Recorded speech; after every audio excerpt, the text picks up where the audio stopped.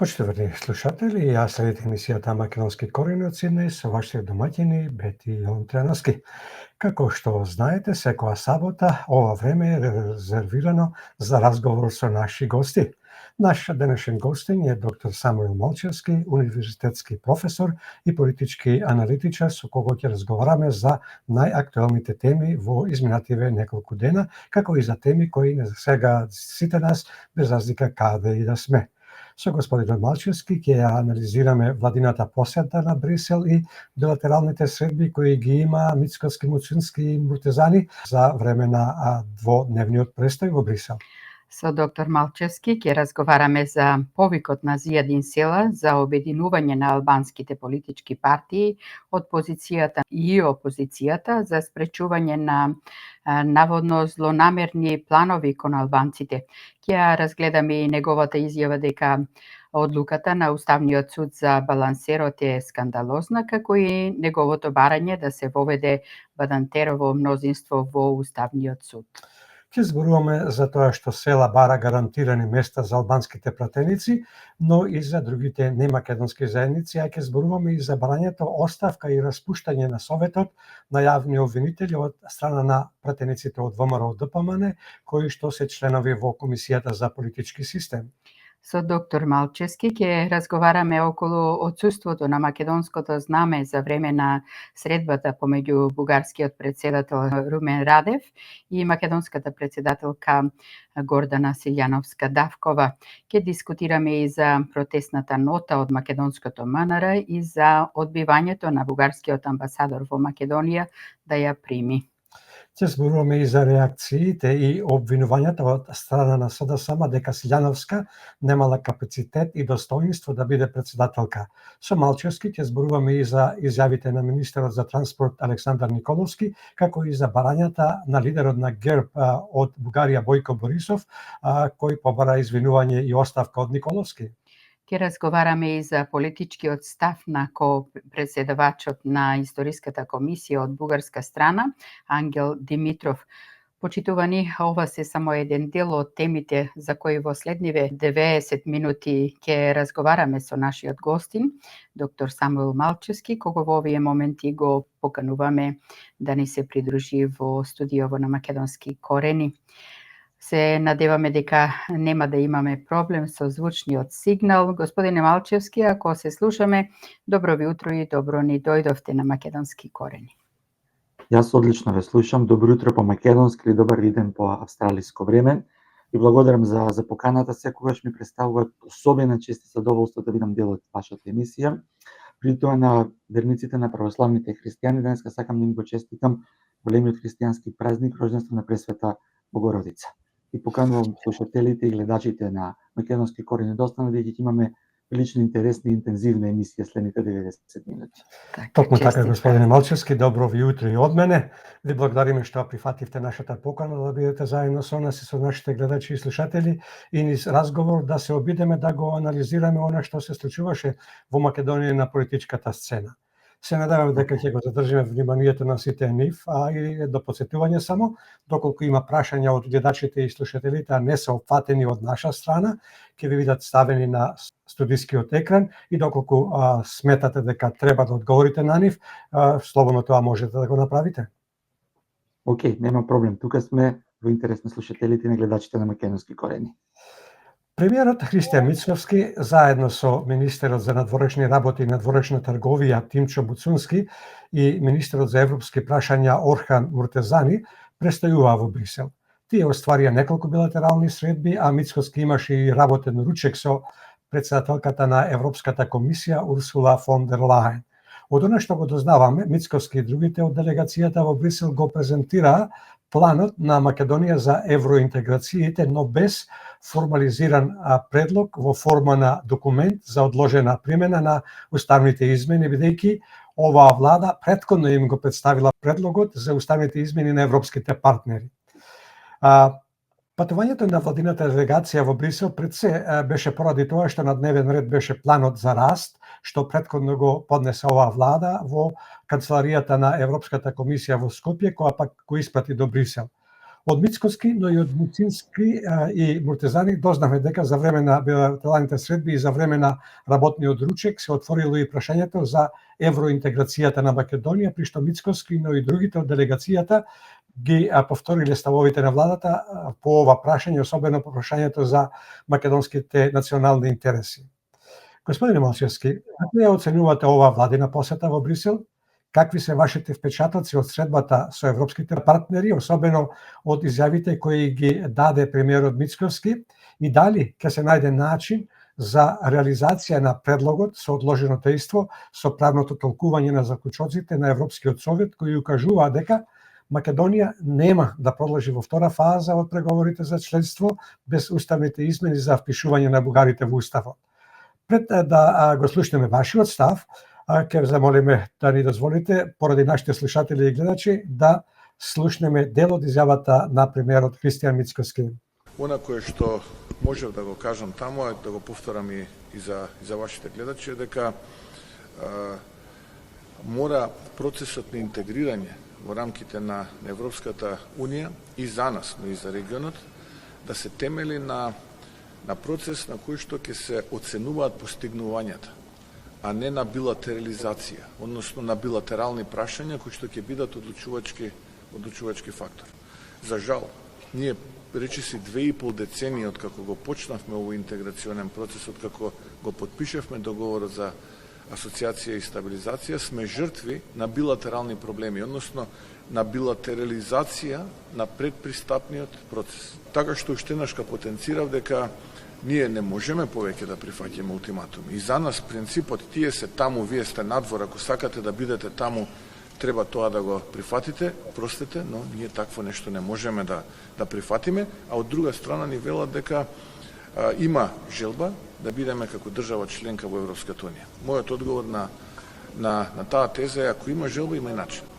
Ние сме тука да бидеме конструктивни, да останеме фокусирани на исполнување на оваа стратешка цел, остануваме фокусирани да предлагаме решенија и ако навистина има желба, тогаш има и начин.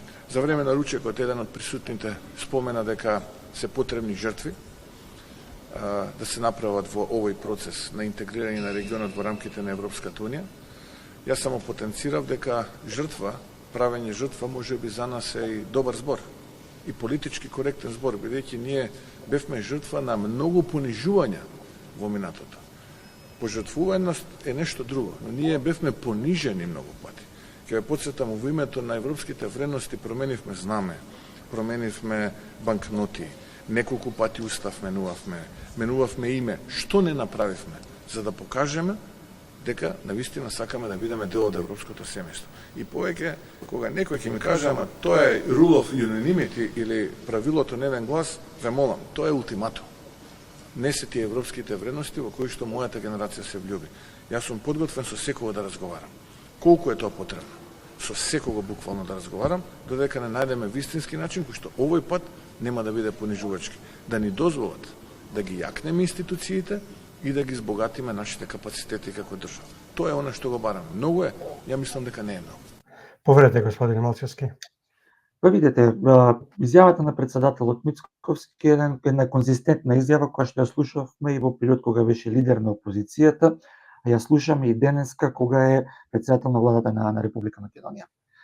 Што е битно? Значи, прашањето во однос на интеграциите на Република Македонија во Европската Унија е прашање кое што ние уште многу долго време ќе го споруваме. Се сеќавате дека ние и претходно разговаравме и претходно дискутиравме, штетата е направена. Штетата ја направи претходната влада предводена од СДСМ и ќе треба многу време да се коригира и да се поправи таа штета. При тоа фери коректно е да напоменеме дека принципиелниот став се темели на европските вредности кон Копенхашките критериуми. Она што ние во овој момент го имаме на маса, тој, да кажам, бугарски предлог во француска бланда, ниту е во согласност со Копенхашките критериуми, ниту е во согласност со они основни вредности заради кои што е формирана Европската Унија. Станува збор за едно билатерално прашање, една класична уцена која што е ниту европска, ниту е демократска. При тоа, да бидеме фер искрени према нашите гледачи, не е проблем 3.500 бугари да ги внесеме во устав. Проблем е негаторската политика на нашиот источен сосед кон постоењето на македонски народ, македонски јазик и македонска држава од пред Сан-Стефанска Бугарија во континуитет до денеска. Ние и формално правно да ги направиме тие уставни измени. Немаме никаква гаранција дека процесот или уцените ќе завршат ултиматумите тука. Затоа јас го охрабрувам председателот на владата да продолжи со овој конзистентен став, да продолжат интензивните средби во Брисел и во другите европски престолници, за да се убедат нашите стратешки партнери дека ние доста попуштавме. Во право е кога кажува дека од знамето па до последните уставни измени ние се откажуваме за нешто, а во суштина не добиваме ништо од позадина. Така да очекувам во иднина овој конзистентен став да продолжи. Македонија конечно доби влада која што има став и знае што сака, а не она што го гледавме претходно, ќе кажат денеска па утре не важи. Се сеќавате колку пати добивме датуми за преговори, се сеќавате колку пати видовме слики од авиончиња, ни честитаја, правеа некакви паради по Македонија, прослави или како сакате кажете ги. Не, за разлика од тоа, сега имаме суштински пристап, континуитет на ставови и очекувам тој понатаму да продолжи со многу посети по европските престолнини и по Брисел, да се убедат нашите стратешки партнери дека едноставно доста беше билатералните прашања не се дел од процесот за пристапување кон Европската унија. Господине Малчевски, очекувате ли некаков план за да се пратат бугарите на кафе за време на гласањето, кога за тоа ќе дојде време, онака како што го испратија унгарскиот премиер Виктор Орбан? Па видете, треба Европската унија сама со себе да се договори. Што е битно? Битно е конфликт кој што е предизвикан од некакви си, да не кажам претежок збор, нереални барања, или е битно регионот да се интегрира во Европската унија. Ако е битно регионот, случувајќи Република Македонија, да се интегрира во Европската унија, тогаш ја не исклучувам и можноста бугарскиот представник да биде пратен некаде на кафе додека се гласа, зашто видовме дека веќе тоа се случи и може повторно да се случи, зашто да не. Така. Како ја оценувате одлуката на владата да го именува министерот за европски прашања Орхан Муртезани за главен преговарач со Европската унија, кој веднаш по неговото именување на својот Facebook профил напиша: "Привилегија е да работам за европската иднина и стандард на живење на моите сограѓани, рамо до рамо со нашите стратешки партнери. Задачата ја прифаќам со голема одговорност и чест." Завршен цитат. Господине Малчевски, према вас, има ли Муртезани капацитет позитивно да се справи со новата функција и како го оценувате тоа што го напиша веднаш по неговото именување? Одговорот ќе го дадам во два дела. Прво, Муртезани не е ни стодена министр за европски прашања и се уште не можеме да дадеме некаква, јас лично не го познавам. Познавам човекот и не би сакал да навлегувам во оценка на неговата, ајде да кажеме, неговите квалитети да го води процесот. Што е битно да знаеме и во интерес на јавноста? Јас не знам зашто толку се проблематизира или се прави скандал од таа одлука, заради тоа што читам одлука на владата на Република Македонија, објавена во службен весник број 213/9/2022 година. Значи, одлука за воспоставување на структура за преговори за пристапување на Република Македонија во Европската унија. Во таа структура имате главен преговарач, заменик главен преговарач и натаму сите тела и комитети кои што се. Во член 3 од таа одлука јасно е специфицирано дека главен преговарач е заменик председателот на владата задолжен за европски прашања, кој што во овој момент е Муртезани. Утре, ако е друг заменик председател задолжен за европски прашања, тогаш тој ќе биде главен преговарач. Но, што е битно да се знае во интерес на јавноста? Цела таа структура, која што е задолжена, имате комитети, секретарат, се ќе ви прочитам сите: комитет за преговори за пристапување, државна делегација, група на преговори, работен комитет, работни групи. Значи, таа е огромна структура практично која што треба да го води процесот, а задолжение на главниот преговарач е да ја координира таа структура и да му реферира на председателот на владата до каде се преговорите.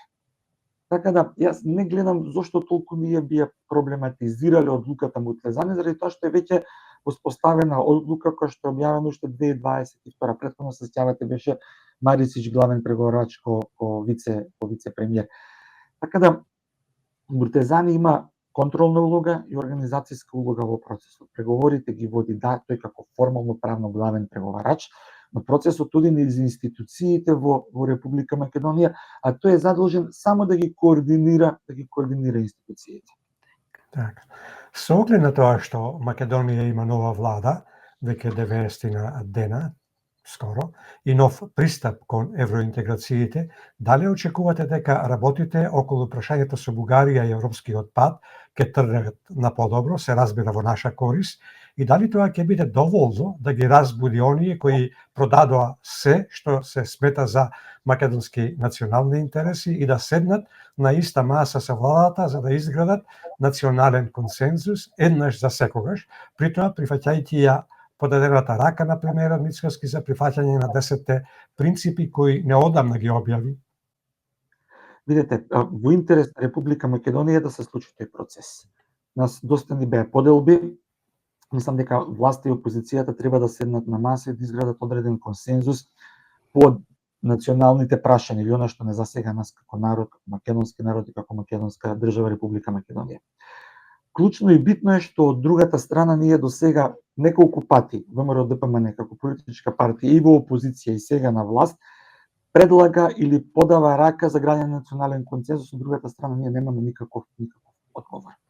Она што јас го посакувам е опозицијата после ваквиот изборен пораз час поскоро да се консолидира, да се избере нови тела, нови луѓе, нови органи и да ја прифати подадената рака.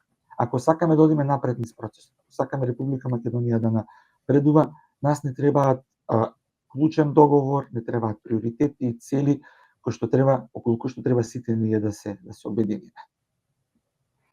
Во вторникот, собранието со 65 гласа за и 15 против го одобри заемот од половина милијарда евра од унгарската влада.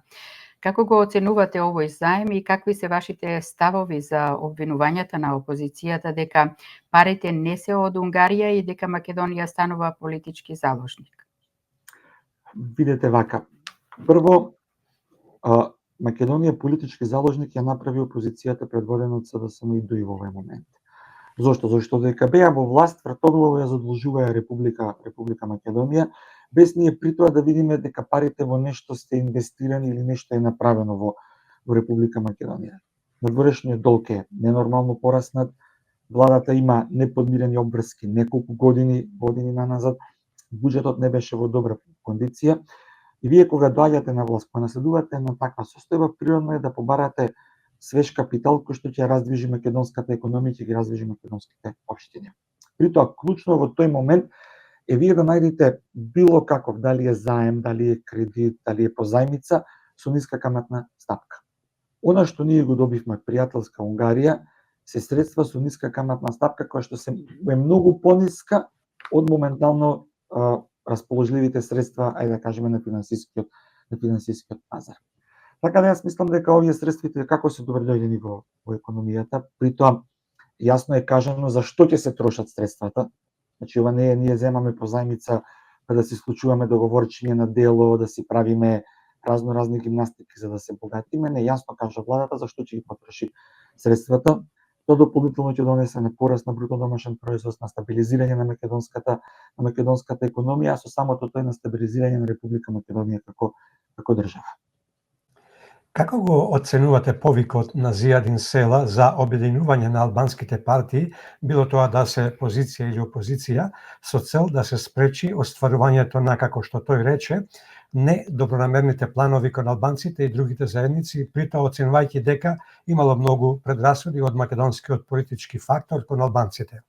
Како гледате и на тоа што Села го обвини министерот за здравство Арбен Таравари за некакво отстранување на албанците при вработувањето, затоа што Таравари изјави дека вработувањето ќе биде исклучиво по системот, а не по етнички или партиски основи. Впрочем, ваква времена одлука донесе и Уставниот суд пред некој ден, со која одлука се забранува етничката припадност, барем времено, за да биде дел од условите за вработување. Како ја оценувате одлуката исто така на Уставниот суд за замрзнување на балансерот и зошто чекаше цели 23 години? Многу прашања, ама ќе се Многу снајдете. прашања во една, ајде да тргнеме едно по едно.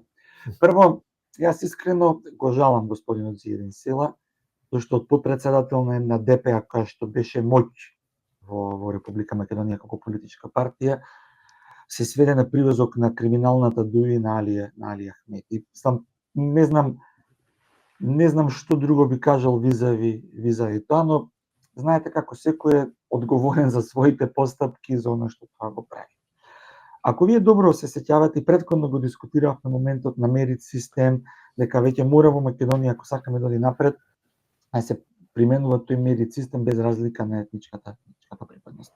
Никој во Македонија нема предрасуди према никој, ако тој исполнува услови, ако има знаење, вештини, компетенции за работното место или за функцијата која што ја обавува. Но имаме проблем ако од улица се носат кадри без ни еден ден стаж, и при тоа се прави ради некакви си повисоки цели, ради не знам, исполнување на нечии скриени агенди. Добро е што Уставниот суд конечно се разбуди, многу пати сме го дискутирале тоа претходно, дека за жал ние формално правно на хартија имавме уставен суд, суштински никаде не го гледавме. Новиот председател на Уставен суд, гледам дека неколку месеци уназад дава добар импулс на работата на Уставниот суд.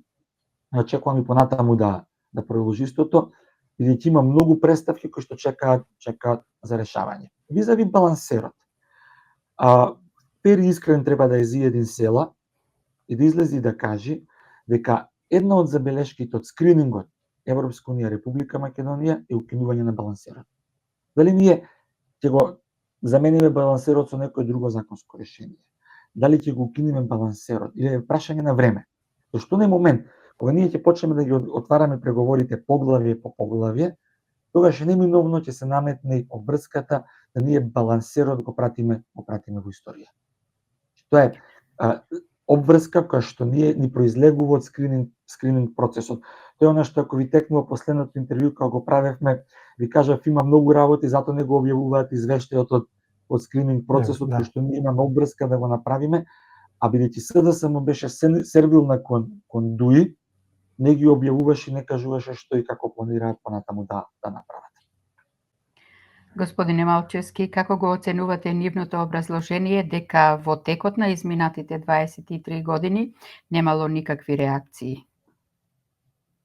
Видете, реакции имал, не дека немало, имало многу реакции. Ние имаме многу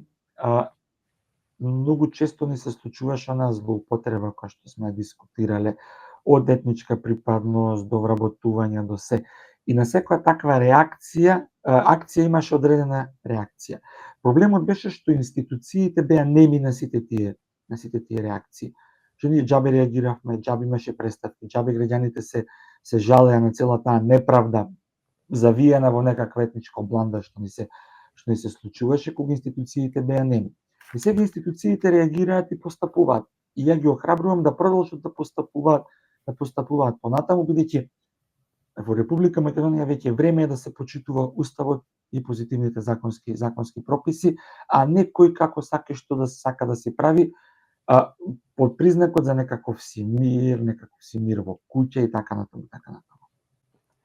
Зиедин Села изјави дека одлуката на Уставниот суд е скандалозна, додавајќи дека по вакви одлуки нема да останат мирни и повикувајќи ги граѓаните на протест, но како револт, а не на улица.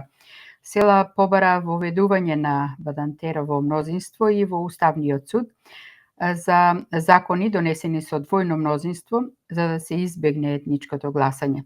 Како ги оценувате ваквите изјави на Зиедин Села, како и изјавата од Вреди во која велат дека и за нив одлуката на Уставниот суд е спорна, но за тоа ја обвинија ДУИ, истовремено најавувајќи нов закон за правична застапеност при вработувањето, кој ќе го замени балансерот? Ајде едно по едно. Скандалозно е однесувањето на Зиедин Села. Не може во Република Македонија вие да се кажувате дека сте пратеник, политичар и сега да не ги почитувате позитивните законски прописи и институциите. Визави Бадентеровото мнозинство во Уставен суд, тоа е крајно неуставно и мислам дека многу скоро ние како ќе ги отвараме преговорите, да дојдеме до моментот и на тоа Бадентерово мнозинство во самиот устав и во законите, заради тоа што и тоа Бадентерово мнозинство години и години наназад упорно се злоупотребуваше за некакви си политички преговори, за некакви си, ајде да кажам, ниски политички страсти. Така да Бадентеровото мнозинство во Уставен суд, она што го бара села, е сосема неуставно. Се знае согласно Уставот како се крира Уставниот суд, кој има право да предлага во Уставни суди, кои критериуми мора да ги исполнат уставните суди, тоа сега никој не го спори. Но проблемот е што наеднаш некој повторно се повикува на некакви си етнички прашања, на нешто што, да кажам, 20 години уназад го слушаме. Еве, Зиедин села е дел од ДУИ, дел од коалицијата со ДУИ. ДУИ беше 20 години на власт во Република Македонија. Зошто Зиедин села не ги праша ДУИ што направија визави прашањата кои што сега Зиедин села ги поставува? Каде беа ДУИ 20 години по власт во оваа држава? Или, знаете како, едно ќе зборуваме кога сме на власт, друго ќе зборуваме кога сме во опозиција. И вреди се тука апсолутно во право. ДУИ беа 20 години на власт. ДУИ доведоа вакви ситуации во државата. ДУИ допринесе околу 15% од албанската популација во Република Македонија да се исели. Така да, место Зиедин села што пробува да лови во мат на некои ефтини политички поени, мислам дека треба да е свесен дека прашањата не треба да ги поставува према вреди и према владата предводена од ВМРО ДПМН, него треба прво да го праша Ахмети и ДУИ што правиле изминатите 20 години. Пратениците на ВМРО ДПМН и коалицијата Твоја Македонија на седницата на Комисијата за политички систем официјално побареа од претседателката на Советот на јавни обвинители Душица Димитриевска оставка и распуштање од Советот на јавни обвинители поради ниската доверба од 2%. Како вие гледате на ова? Дали Советот на обвинители и целото обвинителство имаат капацитет да воспостават правна држава и правичен систем на јавното обвинителство и како гледате на изјавата на претседателката на Советот Душица Димитриевска дека Советот немал надлежност да врши надзор врз работата на обвинителите? Видете, ајде прво едно јасно. Они имаа капацитет. И досега ќе спроведеа реформи, ќе направеа институција од јавното обвинителство. Така да мислам дека тоа прашање е абсолютно. Визави однесувањето на ВМРО ДПМН таа конзистентност. ВМРО ДПМН како политичка структура и во опозиција зборуваше за распуштање на Советот на обвинители и на суди, и на власт зборува за истото тоа. И не само што зборува, сега веќе гледаме дека има и конкретни чекори во насока на реализирање на таа идеја. Да бидеме до крај искрени, јас би се срамел да водам институција која што има 2% рейтинг во Република Македонија. И место господјата Димитриевска што излегува и глуми филмска звезда, треба да седне да се погледне во огледало и да размисли каде оди институцијата која што она ја води и дали не е веќе време за оставки да се замине од функцијата, бидејќи очигледно е дека години е на тоа место, а ништо суштински не направило. 2% рейтинг по мене е поразително. Статистичка грешка. Статистичка грешка, да, во рамките на статистичка грешка. Јас час поскоро посакувам реформи во судството и во обвинителството и една за секогаш да го затвориме тоа прашање зашто 10 години уназад само тоа едно па исто го зборуваме по интервјуи и по дебати без при тоа да видиме нешто суштински да се смени. Моделот вака како што е поставен не функционира, ниту јавното обвинителство и судство се независни, ниту имаат авторитет во општеството и очигледно е дека треба да се побара нов модел и модалитет за повторно тие институции да се го добијат тоа место кој што го имаат во Република Македонија или кој што треба да го имаат, а во овој момент го немаат во Република Македонија. Како го оценувате барањето на Зиедин села за гарантирани места за албанските пратеници, но и за другите немакедонски заедници во собранието, при што повторно го истакна ставот дека коалицијата вреди нема легитимитет од албанците, туку тој легитимитет им го дал премиерот Христијан Мицковски? Околу легитимитетот на вреди одназад ќе почнеме со прашањето. Претходно го дискутиравме во претходна емисија, коалицијата вреди, ако ние строго се држиме до тие етнички прашања кои што Зиедин село упорно сака да ги дебатира. Коалицијата вреди е составена од 4 политички партии кои што сите се со албански етнички признак. Коалицијата која што ја предводеше ДУИ, во која што и Зиедин села, имаше и партии со ромски етнички признак, со турски етнички признак, така да тука почна да завршува прашањето на легитимитет. По гласови беа скоро исти, така да не знам што упорно Зиедин села го актуализира тоа прашање. Визави гарантираните места во парламентот.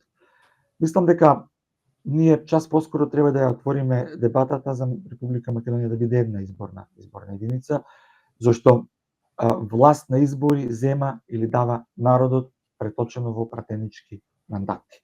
Ако Зиедин села или ако ни се упорно обстојуваат на оној фамозен попис кој што многу пати претходно сме го дискутирале, кој што за мене до ден денес е спорен, тогаш зошто бара Зиедин села за гарантирани места во парламент? Ме разбирате? Значи, ако они упорно тврдат дека во државава се 23-4% со диаспора се преку 30%, зошто им се тогаш етнички за гарантирани места во парламентот? Ајде тогаш да отвориме чекор назад, ајде да видиме што со пописот, па после да ги разговараме другите прашања.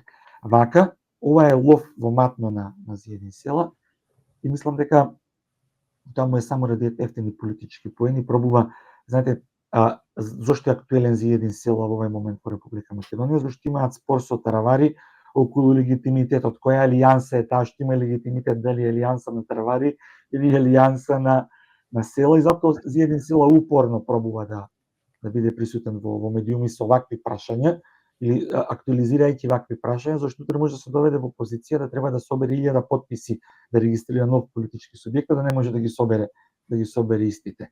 Затоа мислам дека го прави овој лов во матно на етничка основа, што во секој случај е поразителен и за него и за Република Македонија. Yes. И покрај тоа што средбата на претседателката Гордана Силјановска-Давкова со бугарскиот претседател Румен Радев беше пред 8 дена, сепак се уште не стигнуваат реакциите за тоа што се случи во Софија со непоставувањето на македонското државно знаме. Како вие го оценувате тоа? Дали тоа беше протоколарен превид или намерна провокација и омаловажување на претседателката Гордана Силјановска-Давкова и нашата држава?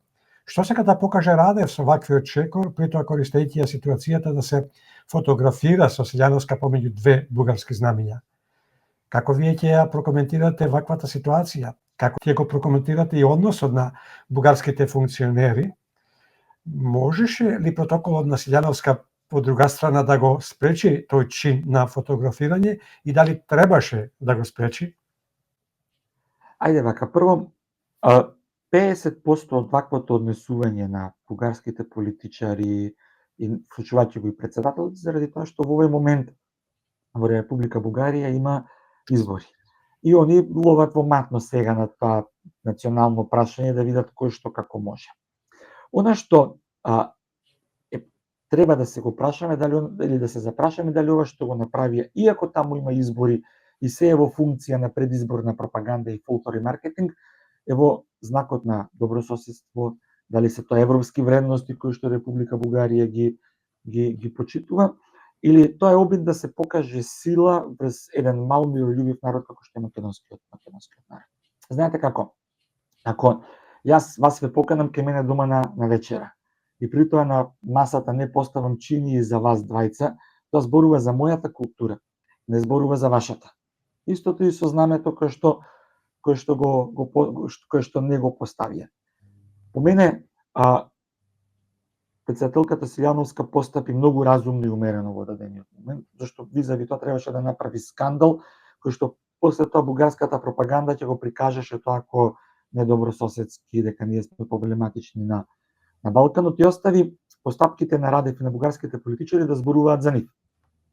И видовме што и понатаму како се случуваше. Мислам дека делимично протоколот можел да реагира во дадениот момент, но и да реагирал немало да го испочитуваат и да го послушаат, па затоа одлучиле да одат многу еден чекор назад, Силјановска да постапи стабилно, пазете станува збор за председател кој што е универзитетски професор, врвен експерт во меѓународното право, нејзе добро им било познато уште кога влегла, кога видела со што се соочува, но пристапила многу стабилно и мирно во интерес на Република Македонија и да не прави дополнителни проблеми со Република Бугарија, кој што дефинитивно е тоа е провокација, дефинитивно не е ни во духот на Европската унија, ниту е во духот на добрососедските односи. Во понеделникот, ново именуваниот бугарски амбасадор во Македонија, Желјаско Радуков, беше повикан на разговор во Министерството за надворешни работи, за да даде објаснување за дипломатскиот скандал и да му се врачи дипломатска протестна нота за отсуството на македонското знаме во Софија при средбата на председателката Силјановска Давкова и Румен Радев. Меѓутоа, тој одби да ја прифати нотата, добивајќи поддршка од Бугарското Министерство за надворешни работи. Македонското МНР побарало извинување. Како ја оценувате новонастанатата ситуација? Што може да произлезе од ваквите чекори, имајќи предвид дека оваа ситуација е веќе завршена и како ќе се одрази сето ова на понатамошниот развој на односите помеѓу Македонија и Бугарија? Ајде да одиме еден чекор назад. На почетокот емисијата ја почнавме со изјава на председателот Мицковски од Брисел, кој што јасно гласно кажа дека ние понижувања нема да трпиме понатаму. И сега кажете ми, они викаат, сменете го уставот и ќе почнеме, а од друга страна гледајте со што преговори се, од другата страна гледајте со што се соочуваме. Значи, они одбиваат дури и дипломатска нота да примат, а зборуваат дека понатаму нас нема да не условуваат по процесот. И текно колку пати претходно ние зборувавме дека со отварањето на уставот и вака поставените работи само се отвара Пандорина кутија која што не ќе можеме да ја затвориме. Еве ги резултатите од таа поданичко понижувачка политика која што ја водеше претходната влада предводена од СДСМ. Ова е тоа што денеска нас не се случува. Што е она што е за охрабрување е тоа што веднаш после инцидентот ние имаме дипломатска нота. Се сеќавате колку пати претходно ние сме дискутирале дека МНР ќути, дека владата не реагира, дека едноставно се кријат по ќошеви. Не, сега имаме влада која што реагира и го брани достоинството на државата и на председателката.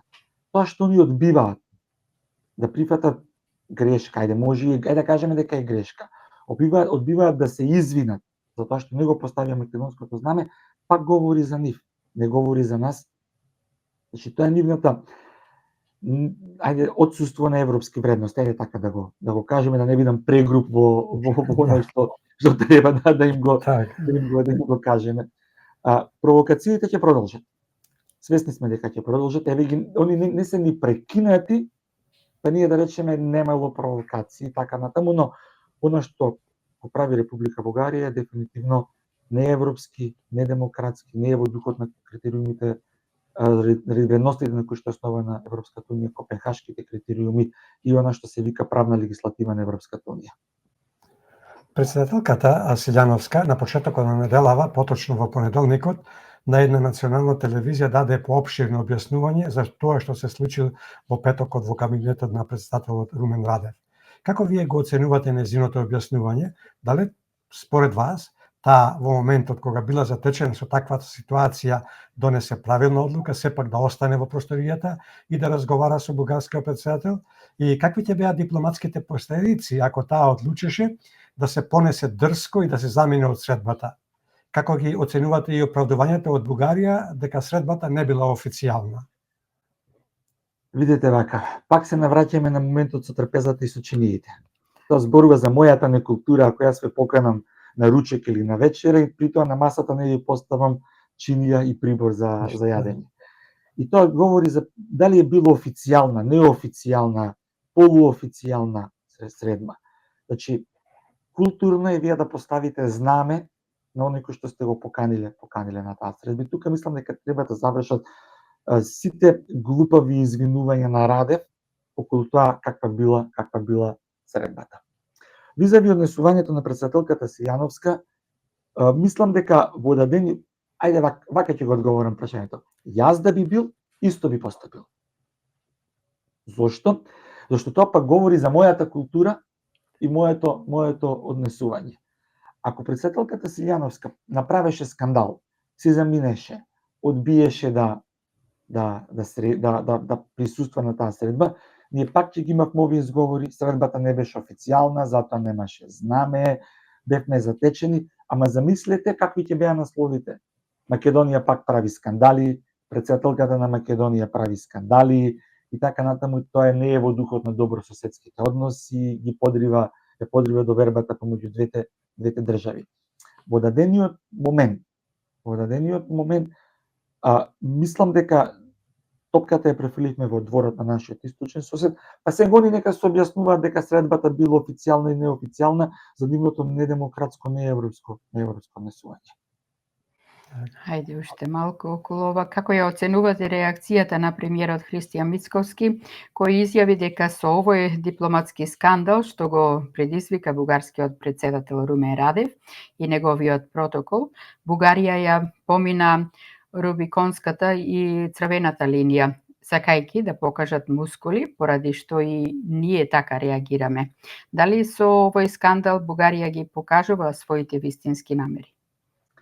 Па видете, пред да го слушнеме имаме една изјава од Мицковски, ако немате што да слушате. Делот од изјавата.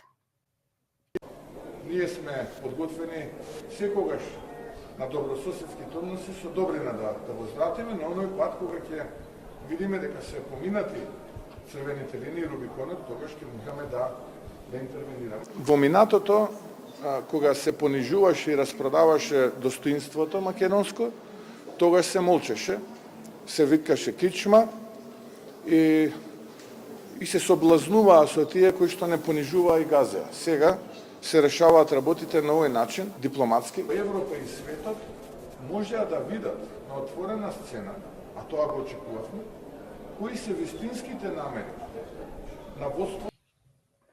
Повелете, господине Малчевски. Прво, мене ме радува тоа што пластелинот го заменивме со став. Значи, ние веќе имаме премиер и влада кои што имаат став. А некако претходно што ви тек неколку пати ги коментиравме, едно зборуваат денеска, друго зборуваат утре. Па се сеќавате на она идиотска изјава на претходниот председател кај си љубави, па не беше љубави, беше хубави. Ме разбирате? Не, конечно гледаме стабилност, конечно гледаме луѓе кои што се спремни да ги бранат македонските национални интереси. И видите, и конечно оно што ние до сега го зборувавме дека ќе ни се случува, гледаме дека во пракса ни се случува. Гледаме дека нашиот источен сосед нема да прекине, дека негирањето на македонскиот јазик, македонската држава и македонскиот народ и понатаму продолжува. Не знам што и год ние да направиме, тие нема да отстапат од таа нивна, ајде да кажам, шовинистичка политика према Македонија и према македонскиот народ. Така да, јас ја охрабрувам председателката Силјановска, ги охрабрувам премиерот Мицковски и владата да продолжат да ги бранат македонските национални интереси. Не сакам ни да помислам дека некогаш повторно ќе ни се случи оние глупави изјави, имаме датум па немаме датум, или она хубави па не беше хубави, беше љубави, или љубави па хубави. Така да не, конечно таа риторика, тој пластелин кој што претходно го гледавме е заменет со став. Став кој што го видовме. Господин Малчевски, се изгубивме за кратко. А веќе навикани стана кој ќе имаме интервју некако да... Денес некако не тргна на самиот почеток, 6 минути ние не можеме да се уклучиме. Ни пречеа, а на YouTube воопшто не пуштија да одиме денес. Па здраве Боже, тука сме. Да, тука сме. Некако ви кажам, се навикнавме да имаме вакви пречки кои ќе имаме интервју, очигледно на некого му смета. Така. Смета вистината, ама знаете како, ние по нашиот пат, они нека си одат по нивниот пат. По нивниот, така. Да се навратам на изјавата уште еднаш она што не го кажав. Јас ги охрабрувам и понатаму и председателката Силјановска и премиерот Мицковски, владата да имаат став. И конечно, вака се бранат македонските национални интереси. Со став, а не со пластелин. Така. Како ќе ги прокоментирате реакциите од страна на СДСМ поврзани со средбата на Силјановска и Радев, нарекувајќи ја случката со неистакнувањето на македонското знамје дипломатски дебакал и понижување на меѓународна политичка сцена, при тоа игнорирајќи ја суштината на средбата. Има ли СДСМ образ да зборува за дебакал, особено после она што го направија со потпишувањето на договорот за добрососедство и оној од Нивици? Како ја оценувате и нивната изјава дека председателката Силјановска Давкова немала капацитет, ниту достоинство да биде председателка, бидејќи свесно ги понижила граѓаните и државата, а остануваат неми, глуви и слепи на непоставувањето на македонското државно знаме на голем број на објекти во Македонија во кои се сместени функционерите кои раководат со министерствата во владата на Република Македонија, иако тоа е обврска која е пропишена во Законот за употреба на знамето. СДСМ има најмалце легитимитет и кредибилитет да зборува за било што од она што досега го слушаме. Да бидеме до крај искрени, СДСМ е партијата која што многу пати досега не понижи и нас како македонски народ, како македонци, ја понижи Република Македонија. Така да, ако они продолжат со овој смешен наратив, само ќе продолжат да тонат во блатото во кое што се наоѓаат во овој момент. Визави професорката Силјановска и нејзиното портфолио и се она што во животот има сработено, па целото раководство на СДСМ, вклучувајќи ги тие кои што даваат изјави во животот, немаат прочитано во што професорката Силјановска има напишано и си има потпишано на учебници, на научни стручни трудови. Така да, знаете како, смешно е вие да се обидувате да девалвирате еден истакнет стручнак кој што е актуелната председателка на Република Македонија. Супер, нека продолжат со тој наратив, ќе видат што ќе им се случи на локалните избори кои што доаѓаат за некои 10 на месеци, 11 од сега ќе видат што ќе им се случи и понатаму во овој период. Жално е што СДСМ упорно одбива да седне на иста маса со владата и да се договорат околу стратешки приоритети и она што сте црвени линии и одбрана на македонскиот национален идентитет. Вака само продолжуваат да ги подриваат позициите на Република Македонија, продолжуваат со нивната сервилност, која што многу пати до сега ја видовме. Они еднаш дојдоа на власт со сервилност, тоа беше 2017 година, ветуваја брда и долини, како производ на таа сервилност се двата договори кои што ги кажавте, оној од Нивици и оној за добрососедство, но мислам дека веќе се прочита на приказни, нема во Македонија кој да му поверува во тоа што го прават. И ако продолжат понатаму, еден ден може да му се случи пасок, и ако се на добар пат да им се случи пасок. Министерот за надворешни работи и надворешна трговија Тимчо Муцунски имаше настап на една национална телевизија каде ги презентираше своите ставови и преземени чекори на Министерството за надворешни работи во врска со неистакнувањето на македонското знаме за време на средбата помеѓу председателката Силјановска Давкова и бугарскиот председател Румен Радев. Тој зборуваше и за идните чекори поврзани со евроинтеграцијскиот пат на Македонија. Како го оценувате она што Муцунски го изјави за време на интервјуто?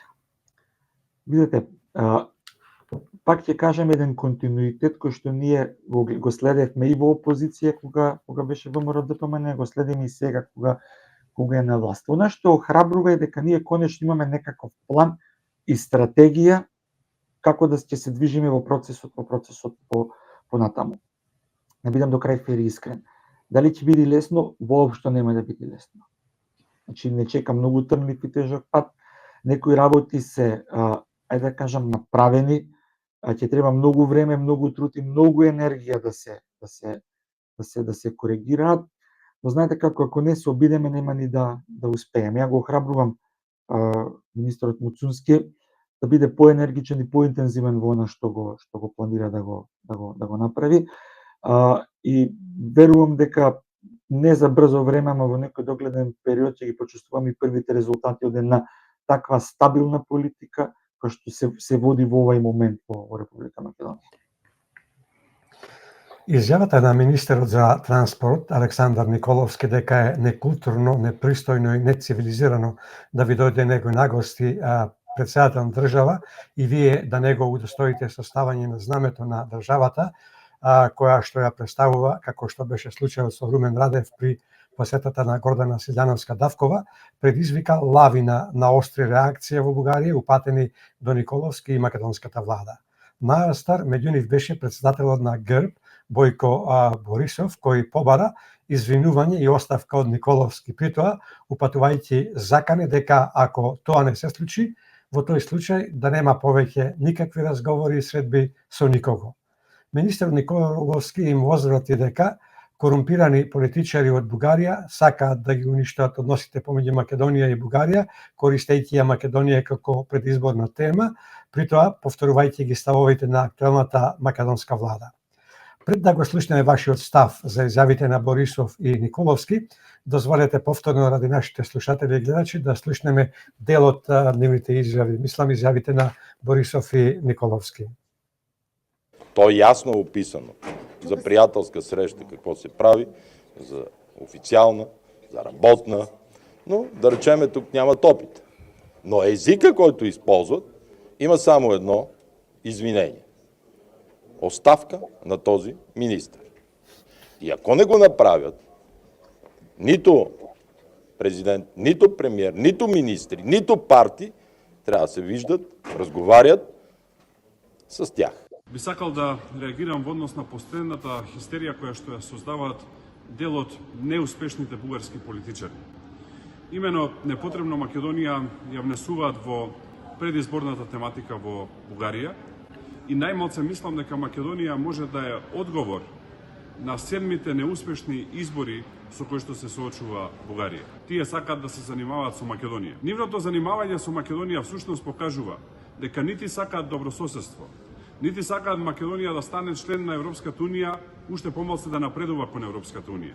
Тие сакаат да ја блокираат Македонија и да ја користат Македонија како своја предизборна тема. Нема оправдание за Румен Радев, затоа што не го стави македонското знаме при посетата на Гордана Силјановска-Давкова како председател на Македонија. Дали сакаше да испрати порака дека тие во суштина и не ја признаваат Македонија, што е можеби нивни долгогодишен сон. Ние сме јасни кои сме. Ние сме засебна нација, македонска нација, засебен народ, македонски народ. Ние зборуваме свој македонски јазик различен од сите останати јазици. Ние имаме своја историја, своја култура. Ние знаеме кои сме и не треба на никого да се докажуваме. Затоа ќе продолжиме и јас и ВМРО ДПМН да ги браниме македонските национални интереси. Наша цел е Македонија да напредува, да стане членка на Европската унија, да го изоди патот кон Европската унија, но тоа да биде гордо и достоинствено, а не понижени. И ние секогаш ќе ги браниме македонските национални интереси. Ние ништо туѓо не бараме, ама сакаме да го заштитиме нашето. Поведете, господине Малчевски, како ги оценувате ваквите изјави на Николовски и на Борисов? Ајде една по една. Прво, Александар Николовски го зборува она што сите ние го мислиме. Значи нема некој со кој што јас изминатиот период не сум разговарал на дадената тема, а да не се сложи со она што Александар Николовски го зборува. И добро е да го зборува и треба и понатаму да го зборува. Видете, пак знаете како сите вакви реакции и изјави на Борисов и на другите бугарски политичари доволно говорат дека топката место во нашиот двор сега е во нивниот двор. Некои објаснуваат они дека средбата била пријателска, протоколарна, неофицијална, официјална, но тоа пак ќе кажам говори за нив, не говори за нас. И тука има еден сериозен момент кој што јас периодов го пратам, ама никој не го поставува како прашање. Со кое право Бојко Борисов се меша во внатрешни односи на Република Македонија, па дури се дрзнува и да бара оставка на министер. Ме разбирате, дали е тоа европски, дали е тоа демократски, дали се тоа европски вредности за кои што се залага Бојко Борисов. И тука апсолутно можам да се сложам со изјавата на Александар Николовски дека тоа што политичари од калибарот на Бојко Борисов и Румен Радев нормално ист калибар е тоа тука се негде ја вметнуваат Република Македонија во нивното предизборие, доволно говори за нивниот нефер и неискрен однос и пристап према Република Македонија. Ако они навистина мислат добро на добрососедските односи, ако навистина сакаат Македонија и регионот да се интегрира во Европската унија, тогаш тоа нема да биде тема во предизборие и ајде да кажеме нешто со кое што они ќе се докажуваат кој е поголем бугарин или не е бугарин. Дека си се светат кон внатрешните проблеми. 7 неуспешни избори избори, имаат влада стабилна, не можат да направат, а они па упорно се фатиле околу нас и околу негирање на македонски јазик, народ и држава. Така да, ова е уште еден владин функционер кој што покажува дека има став, а не пластелин. И мислам дека ако вака продолжат, ќе гледаме многу почесто вакви изјави, кои што по мене на крајот на процесот ќе бидат во добробит на Република Македонија и на процесот кој што во овој момент го водиме како процес на пристапување кон Европската унија. Како ќе го прокоментирате политичкиот став на ко-председавачот со Историската комисија од бугарска страна, Ангел Димитров, кој ги нарече Силјановска и Мицковски дебитанти во политиката поради обидот да им наметнат правила на Бугарија и на целата Европска унија. Што имате да кажете за неговата одбрана на разрешените членови на Историската комисија од македонска страна, велејќи дека тие не биле предавници на македонските национални интереси? Па, самото тоа што Димитров ги брани поранешните членови на комисијата, што да кажеме повеќе на таа тема. Очигледно е дека и тој процес има една нова димензија. Јас лично се знам со неколку професори на универзитет, се колеги ми се знам со неколку од новите членови на Историската комисија и верувајте, нема да му биде лесно на Ангел Димитров, кој што му беше до сега лесно. Тоа се луѓе кои што имаат став, луѓе кои што имаат сериозна стручен и научен бекграунд и секогаш биле на линија на одбрана на македонските национални интереси. Тоа не се луѓе кои што може преку ноќ да сменат ставови или да поплукаат на се она што претходно го пишувале и го кажувале. И тука го гледам стравот на Ангел Димитров, свесен е дека не е веќе во комотна позиција кој што беше до сега. Јасно му е дека нивните историски фалсификати нема да поминуваат во еден ваков состав на комисијата, поготово што таа комисија одлуките ги носи со консензус, не е со нагласување. Така да му посакувам успешна работа на Ангел Димитров и ќе види допрва со што се соочи, што ќе се соочи или како навистина се бранат македонските национални интереси. Најдобриот и најстар македонски универзитет УКИМ, според Шангајската листа, се наоѓа на дното на таа листа, односно на 1990 место. Вие доаѓате од образованието. Кои се причините според вас што УКИМ го изгуби приматот на ова листа и што треба да се превземе за да се подобри ваквата ситуација? Како гледате и на она што го најави Министерката за образование и наука, Весна Јаневска, за укинување на одредени наставни катедри, што би довело до редуцирање на одреден број на факултети кои се повторуваат во повеќе универзитети, а со тоа и редуцирање на повеќе од 1300 студиски програми. Која е причината според вас за еден ваков чекор на министерката? Видете, причината е многу реална. Јас апсолутно ја поддржувам професорката Јаневска или министерката Јаневска во таа насока. Ке нас со години се отвараја факултети, се правеа студиски програми без никаква емпирија во позадина, без никаква оправданост, никакви истражувања, колку да се каже дека имаме високообразовни институции. Сето тоа доведе до една ситуација во која што ние имаме расчекор помеѓу реалните потреби на пазарот на труд и она што ни е нас аутпутот високото образование. И тука мора да се седне и да се направи образовен систем кој што ќе генерира кадри за потребите на пазарот на труд, а не образовен систем кој што ќе задоволи нечии хирови или нечии потреби. Затоа треба многу да се вложи во инфраструктура, треба многу да се вложи во кадар, почнувајќи од асистенти па до доценти, вонредни редовни професори, и треба многу да се вложи во развој на македонската наука. Тоа е некако патот кој што треба да годиме во следните минимум 10 години. Тие резултати нема да дојдат многу брзо, зашто образованието е еден сериозен сегмент од општеството во кој што вие не може да очекувате резултати преку ноќ, но ако ние стратешки се договориме дека тоа ни определува во следните 10 години, можеме да го направиме и на крајот на тој период да зборуваме дека сме постигнале некаква реформа и сме успеале да направиме нешто. Само така нашите универзитети ќе бидат високо, не само УКИМ, вие го имате универзитетот Гоце Делчев тука, универзитетот Свети Климент Охридски во Битола, Мајка Тереза, државниот универзитет во Тетово. Само на тој начин ние ќе можеме да кажеме дека нашите универзитети се конкурентни на тие меѓународни рангирања. Досега што ни се случуваше? Досега ни се случуваше многу мал процент од БДП да го имаме, да издвојуваме за наука. Веќе со новата влада до година со новиот буџет тој процент за развој на наука ќе се зголемува. Владата планира сериозно да инвестира во кадри на универзитетите, во подобрување на условите за работа и пазете, тоа е влог во нашата иднина. Паралелно со тоа, вие не го спомнувате основното и средното образование, веќе се почнати реформи во основното и во средното образование, кои што на еден долг рок ќе го стабилизираат образовниот систем во Република Македонија и ќе генерираат кадри кои што ќе бидат согласно потребите на пазарот на труд. Така. Господине Малчевски, како е уште едно нешто, само ми извиниш да додадам.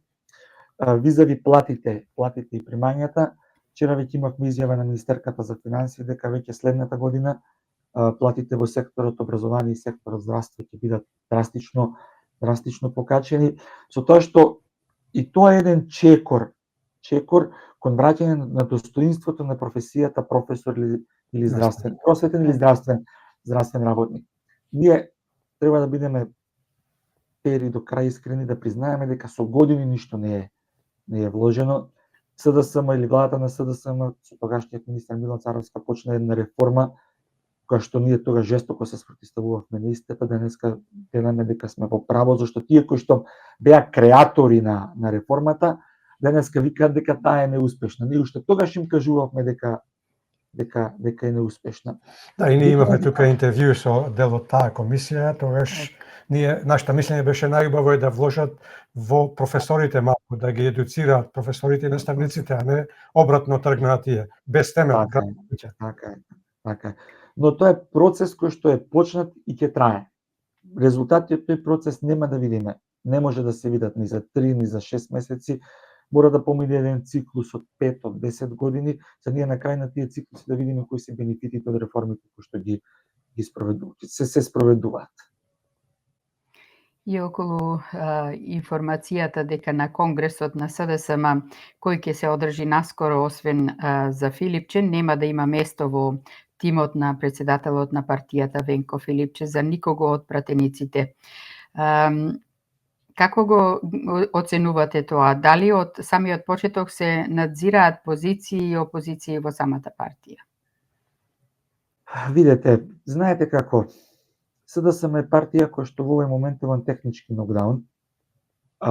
Жално е што и покрај изборниот дебакал кој што го доживеа, продолжуваат со истиот наратив. Продолжуваат со истите шашави политики кои што ги тераја и до сега како власт, сега ги тераат како опозиција. Дали Венко Филипче ќе успее нешто да направи, не сум нешто посебно убеден, иако би посакувал Македонија да добие стабилна опозиција со која што владата ќе може да преговара и да разговара за еднината на државата или за онаа стратегија која што зборувавме на почеток на емисијата. Во СДСМ веќе се видливи поделбите, јасно е дека дури се зборува дека и внатре во самата пратеничка група никој со никој не комуницира, а камоли да комуницираат со председателот на таа партија, со Венко Филипче. Полека на таа партија ќе се случуваат поделби, расколи и ќе видиме што тоа на крајот на денот ќе донесе. Јас би искрено посакувам тоа да се случи час поскоро, за да се стабилизира опозицијата, за владата да добие партнер. Или комплетно да згасне од тие две една. Па видете, ако бака се најавите кој што се сега, значи јас не би исклучил на СДСМ да му се случи пасок или од таа политичка структура да произнесат 3, 4, 5 различни политички структури или секој да се влече на своја страна. Нека да видиме што ќе донесе следниот период од 2-3 месеци до нова година, потом после тоа да дискутираме што би се случувало со опозицијата во Македонија. Лично ние не гледаме светла иднина, а во прилог на тоа оди и моево прашање сега. Не гледаме јас светла иднина. Како оценувате тоа што СДСМ го именува синот на Јон Фрчковски, син на Љубомир Фрчковски, за директор на аналитичкиот центар на СДСМ? Видете, знаете како, кога вие сте и опозиција и власт, или кога сакате да водите на сериозна политичка структура, тогаш на чело на мора да имате, или ајде мора да имате нешто што се вика партиски аналитички центар. И вие на чело на таква структура мора да поставите човек кој што реално се бавел со анализи, разбира статистика, разбира политика, знае што е партија, опозиција, власт, има јасно разграничени ставови во однос на сите овие прашања. И тогаш вие може да добивате квалитетни сетови на податоци, информации, анализи, кои што може да ги користите како опозициона партија. Но, по мене е незрело и несериозно на таква сериозно партиско тело вие да ставите момче кој што нема ни еден ден реален работен стаж. Се му било плеткање по штабови, бришење прашина по институции и именување на директорски функции благодарение на тоа што седел по штабови, варел кафе и бришал прашина по штабови. Повеќе би сакал не на таква познаете како да го видам, не знам, Игор Ивановски кој е професор на универзитет. Вие го имате Зоран Јовановски кој што исто така е професор или е доктор на науки, сериозен аналитичар во позадина. Имате Драган Тевдовски кој што може да го работи тоа нешто, се луѓе кои што и реално си го заработиле лебот со својот стаж. Знаат што е политика, биле на високи позиции и имаат предзнаења и квалитети да водат едно такво тело. Но незрело и политички несериозно е вие да ангажирате некој кој што, да кажеме, до сега нема некаков личен успех, ајде тоа така да го кажеме. Осем славата на татком. Па сега знаете како, зашто? Каква слава? За која слава? Да, така. Скандалите за кои што сите сме сведоци годините назад.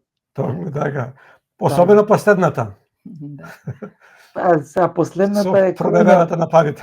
Последната е круна во низата. И текнува на уметничките слики 90-тите години, па на рачните сати, на очилата за полиција. Тоа се сето скандал по скандал и скандал над скандал со кој што ние сме ги гледале или сме биле сведоци низ годините на нас. Што сакаат да продолжи.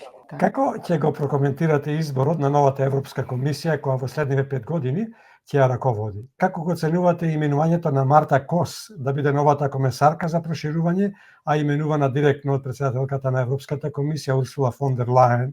Дали според вас таа ќе добие поддршката од парламентот во Словенија, но и од Европскиот парламент бидејќи тоа е условот за незино официјално именување? Може ли незиниот избор позитивно да се одрази на процесот на евроинтеграцијата на Македонија, но и на регионот, имајќи предвид дека Словенија е едно од поддржувачите на Македонија? Како гледате на тоа што во комисијата влегува и Екатерина Захариева, поранешната министерка за надворешни работи на Бугарија? Ајде дел по дел. Прво, не мислам дека Урсула фон дер Лајен има направено нешто за кое што претходно нема обезбедено поддршка. Мислам дека самата функција е премногу сериозна за новата или новиот председател на Европската комисија да се впушти во, ајде да кажеме, авантура или во можност да некое нејзино решение не помине дали во национален парламент, дали во парламентот на Европската комисија. По мене, јас очекувам Марта Кос да даде се од себе за процесот да продолжи понатаму, но мислам дека знаете како Европската комисија има многу малци ингеренции или многу малце можности да ги придвижи процесите напред. Таму станува збор за сериозни лоби групи, за сериозни лобирања и мислам дека доколку самите лоби групи не се свесни дека процесот мора понатаму да продолжи, Западен Балкан мора да се интегрира во Европската унија, тогаш што и да направи Европската комисија е залудно. Значи колку и да се обидуваат да го придвижат процесот напред, ако не успеат да обезбедат консензус од министрите за надворешни работи на државите, од председателите на влади или председателите на држави, на самите членки на Европска унија, мислам дека не можат ништо да направат понатаму. Очекувам дека ќе даде одреден импулс новата еврокомесарка за проширување, дека некои, ајде да кажам, работи кои што до сега беа ставани под тепих, ќе гледаме дека јавно се дискутираат и се разговараат. Добро е тоа што владата одлучи една земја членка на Унијата, во овој момент пријателска Унгарија, да биде покровител на нашето членство во Европската Унија. Знаете како, многу е битно вие кога ќе седнете на маса, да имате некој кој што ќе се заложи за вас. Ако никој не се заложува за вас, едноставно најдобри да сте, вие може да испаднете од игра. Добро е што е добра стратегија тоа што во овој момент се прави. Визави Захариева, да бидам искрен, не знам што да искоментирам.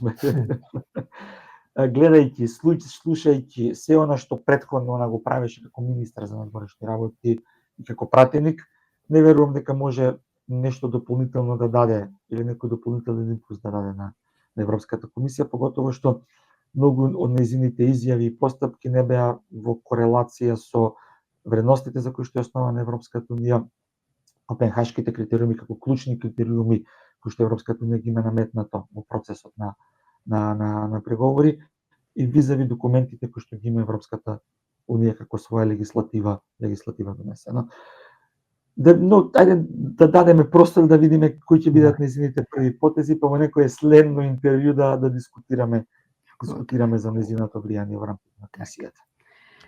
Председателот на Советот на Европската Унија Шарл Мишел по состанокот со премиерот Христијан Мицковски во Брисел на платформата X напиша дека постои реална можност за приклучување на Македонија кон Европската Унија. Тој нагласи дека клучно е да се спроведат досегашните преземени обврски, да се почитуваат правно образувачките договори и да се продолжат реформите поврзани со Европската Унија. Како ја оценувате ваквата негова пишана изјава?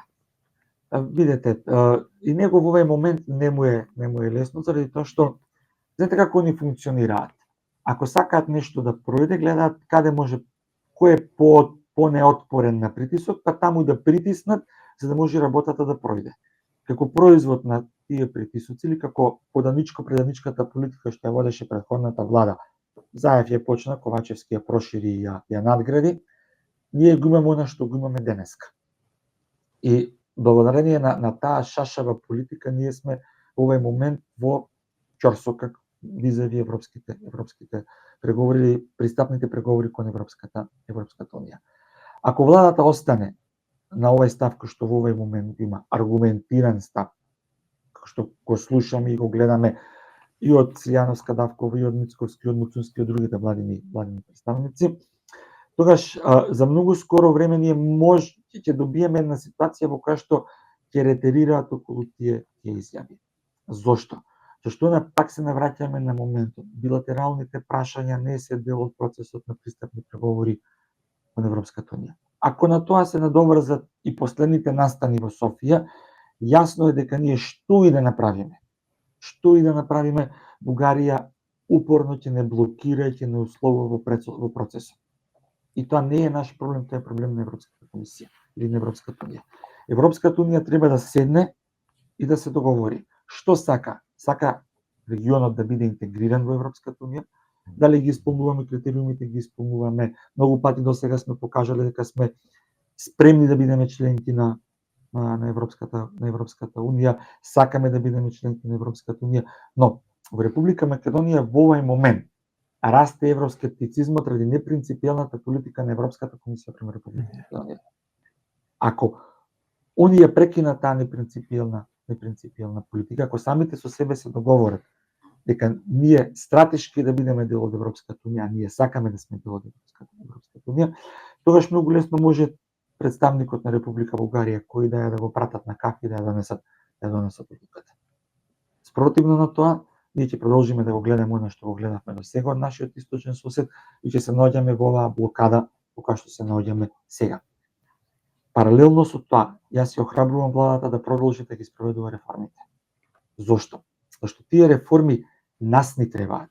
За ние да живееме во правна, сигурна и стабилна држава, која што ќе има добар образовен систем, квалитетно здравство, добра социјална заштита, институции кои што ќе функционираат во корист на граѓаните. Нас не ни требаат реформите ние да бидеме дел од Европската унија. Нас не требаат за нас, а да, тие се дел од патот кон Европската унија. Како гледате на најавата на Костадинов, лидерот на партијата Преродба, за некаква си декларација до бугарскиот парламент, преку која сакаат да ги известат земјите членки за наводна саботажа од страна на македонската влада, поврзана со коридорот 8, и дали изјавите кои доаѓаат од Бугарија во последно време се како резултат на паника од острата и цврста политика и став кон македонско-бугарскиот спор од страна на владата на Мицковски? Видете вака, не знам колку се сеќавате, они имаат декларација во нивниот парламент со кој што негираат све што постои и што е македонско. Значи, они се склони да го прават тоа нешто и верувам дека сега во овој предизборен период може и да протнат некоја таква декларација во бугарскиот парламент. Но суштината е дека они ништо не направија за коридорот 8. Ајде да видиме што они направија, па нашто не обвинуваат дека ние нешто блокираме. Ништо, апсолутно немаат милиметар изградено од тој коридор 8, што е нивна обврска од границата па натаму према Софија. И дефинитивно може да се забележи. Ајде да не зборуваме дека тоа е паника, да зборуваме дека тоа е нелагодност, од новата влада, од цврстиот став кој што ги има новата влада, и мислам дека воопшто нема да им биде лесно и понатаму тоа што ќе им следува, а тоа е принципиелен пристап со ставови и аргументи визави нивната негаторска политика. Господин Додевски, го гледам на Може ли јас да му одговорам? Ај кажи му јас, па после јас ќе му кажам. Да го поздравам и да му кажам дека ваквите изјави се еден глуп шовинизам кој што може дома да си го носи. Повеќе од 2500 години постои народ кој што сам себе се нарекува македонски народ, а историски факт. Постои народ кој што свој јазик, мајчин јазик го смета македонскиот јазик со сите модалитети или промени кои што се случувале низ годините, и за своја држава ја смета Македонија. Така да ова може слободно дома да си го носи, да си го закачи негде на зид и да си биде горд на тоа. Не знам што повеќе да му кажам. Ево јас само да кажам дека доколку господине Додевски за вас не постои Македонија, Македонија постои за милиони македонци кои што живеат надвор од Македонија и неколку милиони нешто кои што живеат во Македонија. А вие сами одлучите на кој народ припаѓате, ако припаѓате на некој народ. Господине Малчевски, ви благодариме што бевте дел и овој пат од македонски корени. Ви посакуваме убав остаток од викендов, пријатно дослушање и скоро довидување на македонски корени. Ви благодарам на поканата, секогаш ми е чест и задоволство да бидам дел од македонски корени, поготово што начнуваме и отвараме теми од кои што многу луѓе бегаат и не сакаат да ги дискутираат. Да, токму така. Тоа е нашата цел и од уште еднаш благодарност. Остануваме во контакт. Наскоро повторно се гледаме овде на македонски корени, само со многу подобри вести да се надеваме. Да се надеваме дека паниката ќе се продри ни сите спори на општеството во Бугарија. Се надеваме паника и да се префали таму. Мечката бела да игра и во нивниот двор. Знаете како, јас тука имам една многу убава изрека. Ние да си ја пееме нашата песна, а они што сакаат нека прават. Да. Така, нека си ја пеат. Так, секој е добро. Секој е добро, пријатно и довидување. Поздрав и во остаток од денот, поздрав до сите слушатели и гледачи. Благодарам. Довидување. Довидување.